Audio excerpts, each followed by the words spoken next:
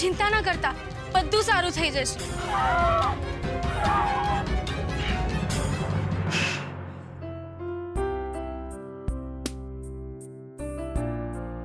આ લો, આ પ્રસાદ લો. પણ આ પ્રસાદ તો દાદી માટે છે ને. પણ હમણાં માસીને વધારે જરૂર છે ને, તો એ પ્રસાદ ખાશે તો એમને તરત સારું થઈ જશે.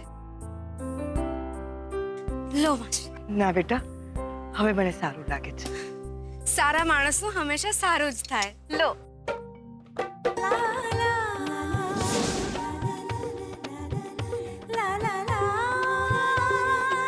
તારું નામ શું છે? લક્ષ્મી. બહુ સુંદર અને સરસ નામ છે. દીકરાથી મારો જીવ બચાવે ને, થેન્ક યુ. મને તો એમ લાગે છે ભગવાને ખાસ તને મારા માટે જ મોકલાવી હતી. અરે એવું કંઈ નથી. મારી જગ્યાએ કોઈ બીજું હોત તો એને આ જ કર્યું હોત જે મેં કર્યું. ના ના, વ્યક્તિ માયાળુ હોય એની સાથે દયાળુ પણ હોવું જોઈએ. તારામાં બંને ગુણ છે. હવે તમે જરાક. દીકરા, એવું કાંઈ નથી. મને મારા દીકરાને ફોન કરવા દે.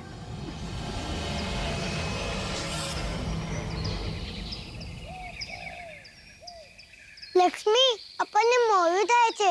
હા, હું નીકળું. ઘરે જવાનું મોડું થાય છે. 2 મિનિટ રાહ જો ને, આવતો જ હશે. તમને સારું થઈ ગયું ને? હા. બસ મારું કામ થઈ ગયું. જય શ્રી કૃષ્ણ. પણ ઊભી તો નહીં દીકરા.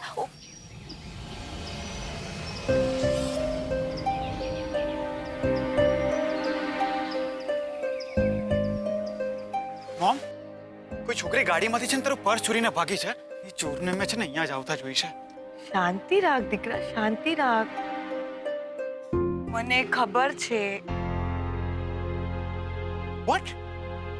અરે તને ખબર છે તો તારે એને. હા, મને ખબર છે, પણ મારી વાત પણ મોમ, તને પર્સની ખબર હતી તો તારે શું થયું?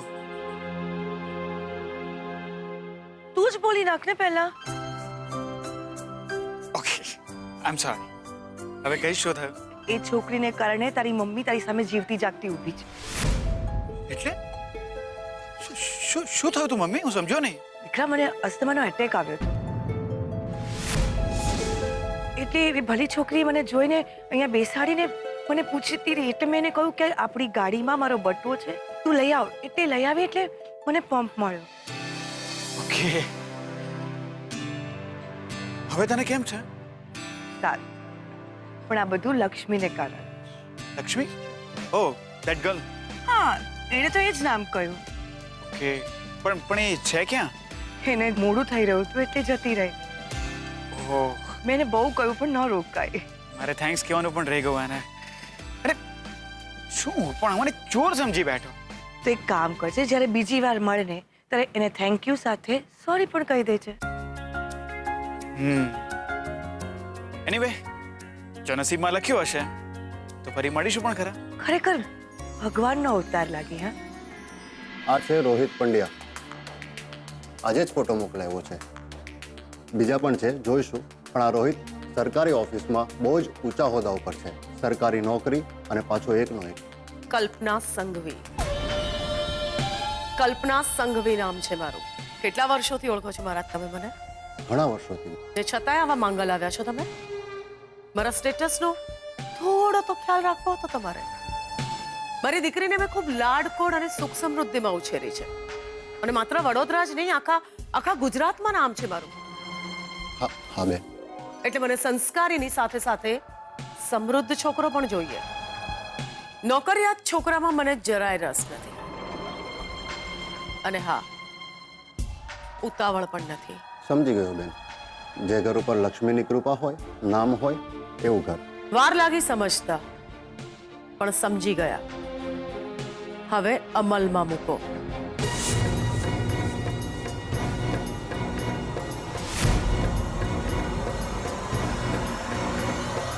આ વખતે ચૂંટણીમાં ઊભો તો હું જ રહ્યો. ઊભોય રહીશ અને જીતીશે હું જ.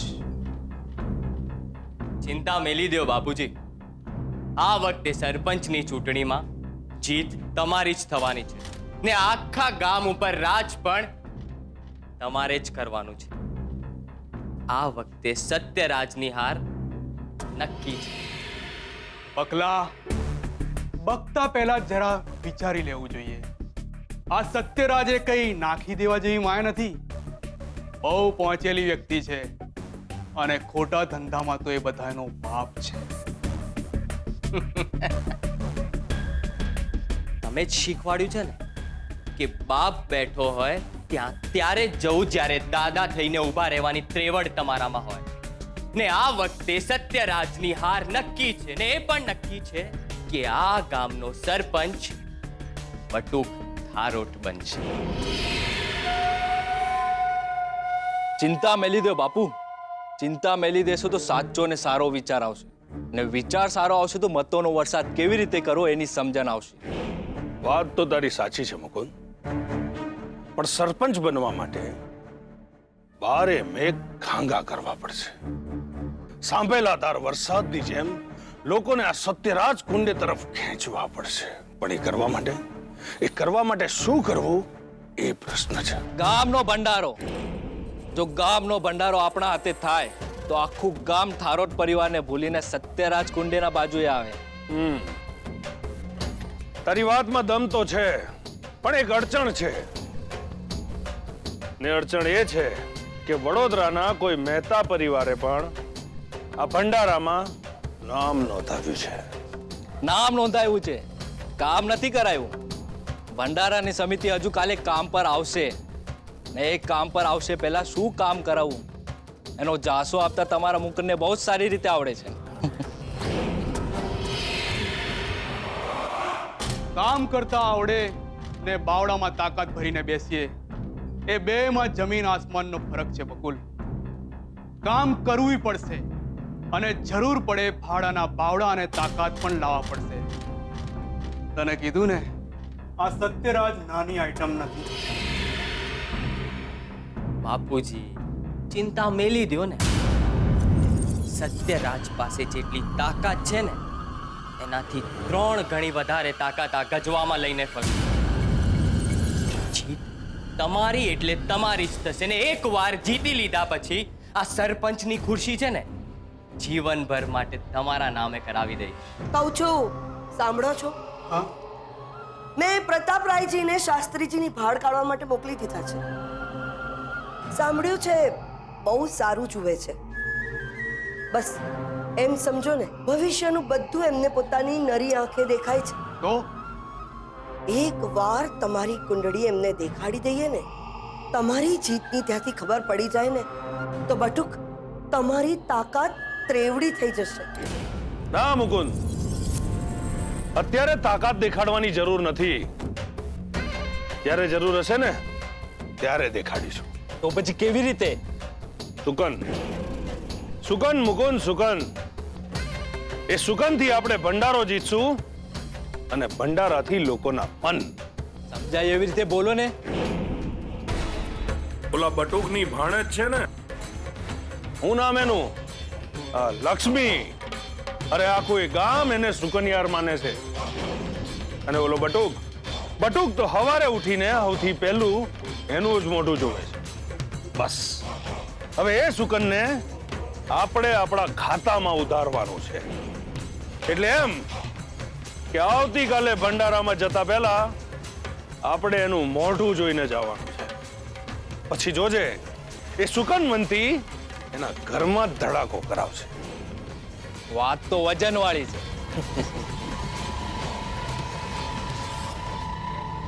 ચંદ્રા, તારો વિચાર સારો છે.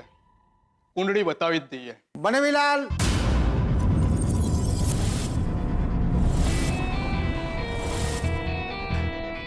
લો આવી ગયા સાળાલાલ. ભાઈ, આ શું હાલત બનાવી છે તમે? તમને થોડી પણ શરમ નથી? અરે તમારા જીજાજીની આબરૂનો થોડો તો વિચાર કરો તમે. પહેલા કામ. કામની વાત કરીને વાતને આડા પાટે નહીં ચડાવો. તમને ખબર છે ને, માથા ઉપર ચૂંટણી છે. તમારા જીજાજીનું જીતવું બહુ જરૂરી છે. ને આ શું, તમે દારૂ પીને આવ્યા છો? જાઓ જરા હાથ પગ મોઢું ધુઓ અને થોડા હોશમાં આવો. ઓલા શાસ્ત્રીનું તો પૂછા ને. ભાઈ, પેલા શાસ્ત્રીનું શું? એમ ટોપ એવન એ બુદ્ધિશાળી જ્ઞાની બધું જ છે. એ જે કે ને એ જ થાય. સમજાઈ ગયું, સીધા આવો.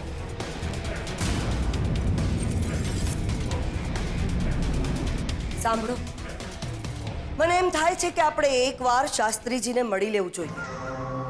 ચોક્કસ ફાયદો થશે. 2-4 વિધિ કહેશે, એક જ વાર રહેવાનું કહેશે, અને ઉપરથી દાન દક્ષિણાનું. બધુંય કરીશ, પણ તમને તો સરપંચ બનાવીને જ રહીશ. આપણે બટુક પાસે જઈએ અને એની સામે વાત મૂકીએ. પણ એ બટકો આપણી વાત નહીં માને. નહીં માને એ બટકો આપણી વાત. નહીં માનવા માટે કારણ જોઈએ, અને કારણ આપશે તો એના આબરૂના ટુકડા થશે. એવા એના કાન ક્યાં નથી આપણી પાસે. ચાલો ઊભા થાવ.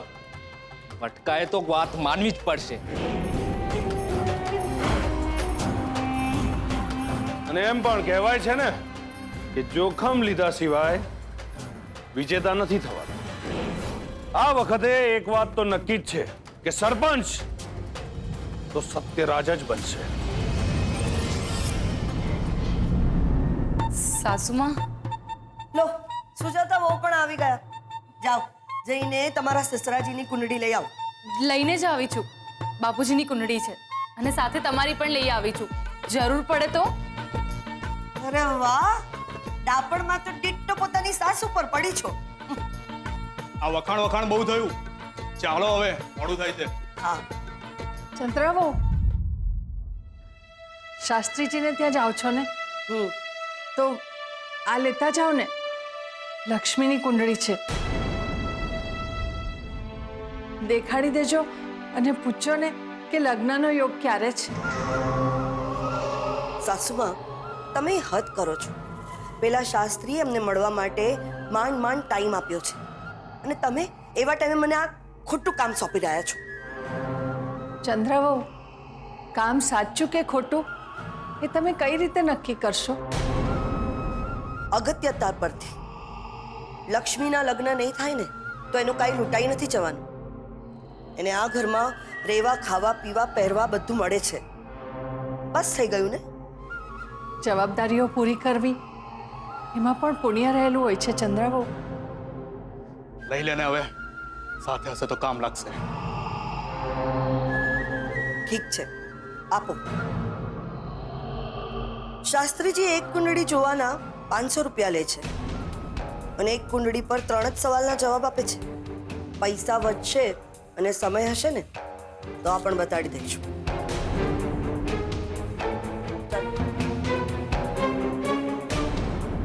હે દાદુ,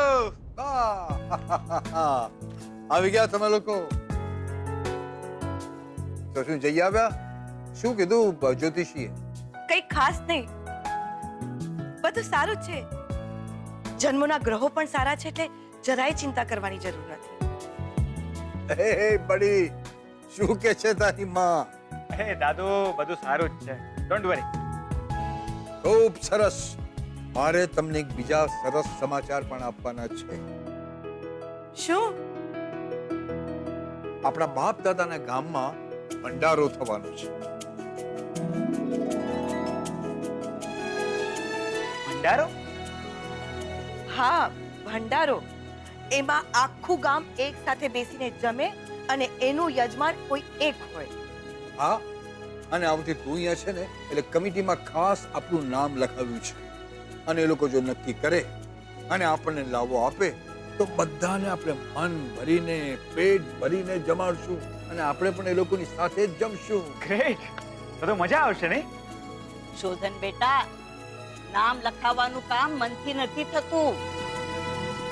ત્યાં લાંબી યાદી હોય, પેલું તમે શું બોલો, વેઇટિંગ લિસ્ટ.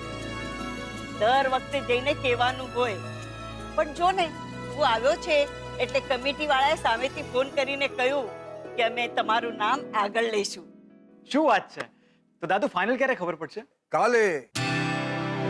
કાલે જેવું નામ નક્કી થશે એટલે આપણે બધાએ ફટાફટ કામે લાગી જવું પડશે.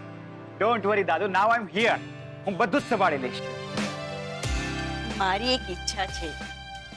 હા હા, બોલો, શું કરવાનું છે? ભંડારામાં આપનું નામ આવે તો એમાં કલ્પના અને કૈલાશને પણ મારે બોલાવવા છે. ના, ત્યાં એ લોકોનું કોઈ કામ નથી. પણ તમે શું કામ? શું કીધું મેં? ના એટલે ના, બીજી કોઈ વાત નહીં. પપ્પા પ્લીઝ ભૂલી જાઓ ને એ બધું. 20 વર્ષ થઈ ગયા છે એ વાતને. ક્યાં સુધી પકડી રાખશું આપણે વાતને? એ લોકો કોણ છે એ તને ખબર છે? હા, આપણા સૌથી મોટા હરીફ. પણ પપ્પા, એક સમયે એ લોકો સાથે આપણા રિલેશન કેવા હતા યાદ છે ને તમને? પ્રદ્યુમન ભાઈ અને કૈલાશ એકબીજાના બેસ્ટ ફ્રેન્ડ હતા. એ લોકોને જોઈને લોકો તમને પૂછતા કે આ બંને તમારા દીકરા હોય એવું અમને લાગે છે. સારા પ્રસંગે એકબીજાને મળવાનું તો ઘણીવાર બને, પણ સાત્વિક પ્રસંગે મળવાની આવી તક વારંવાર નહીં મળે. સાચી વાત પપ્પા. જૂની વાતો ભૂલવાનો અને નવો સંબંધ આગળ વધારવાનો આ જ સાચો સમય છે. બસ, બહુ બોલી લીધું તમે લોકોએ. હવે મારી વાત સાંભળો. ના, ના એટલે ના. એ લોકો ત્યાં નહીં આવે. બસ પતી ગઈ વાત. તો મારી વાત પણ સાંભળી લો. ભંડારો તો જ થશે જો કલ્પના અને કૈલાશની હાજરી હશે. અને એવું ન થયું તો એ ભંડારામાં મારી પણ ગેરહાજરી હશે.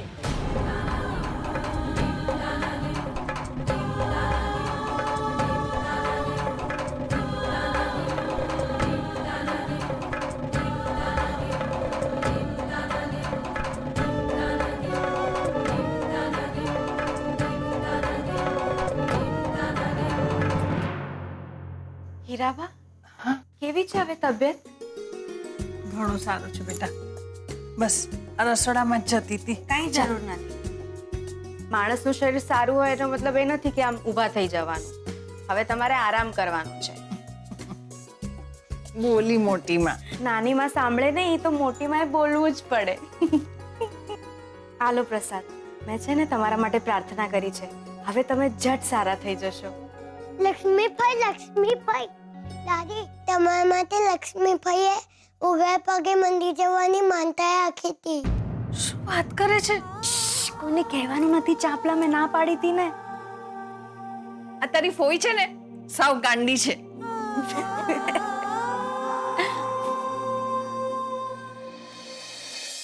શાસ્ત્રીજી, આ મારા પતિદેવની કુંડળી છે. જરા જોઈને કોને આમાં શું લખ્યું છે?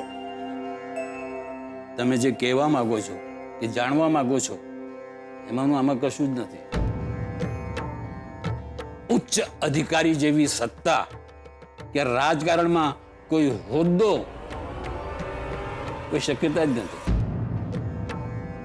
પણ શાસ્ત્રીજી, એવું કેવી રીતે બને? અરે ભાઈ, જે લખ્યું છે, જે મેં વાંચ્યું એ તમને જણાવ્યું. યોગ જ નથી આમાં તો પછી આમાં મારો શું વાંક મને કહેશો? શાસ્ત્રીજી, મારા પતિ પંચાયત સમિતિમાં છે અને આ વખતે સરપંચની ચૂંટણીમાં ઊભા પણ રહેવાના છે. જેવી હરીની ઈચ્છા. પ્રતાપ મામાની કુંડળી આપતો. શાસ્ત્રીજી, જરા આ કુંડળી જોઈને કો આમાં શું લખ્યું છે?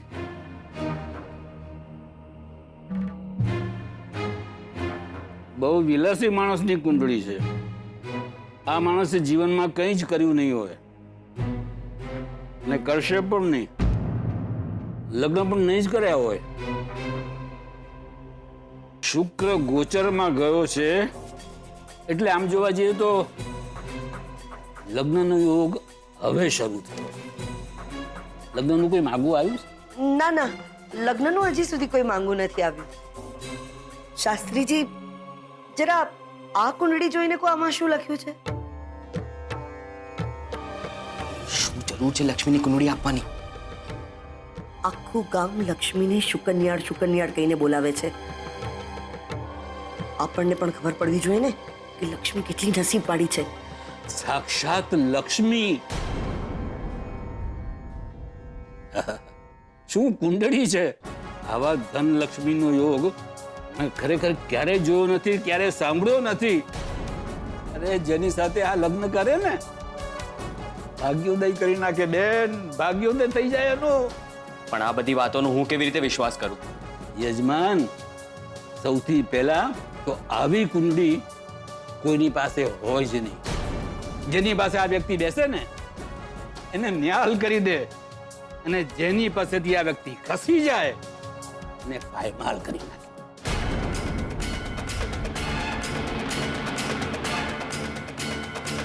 બીજું કઈ પૂછવું તમારે? વાળવા માટે આટલું બસ છે.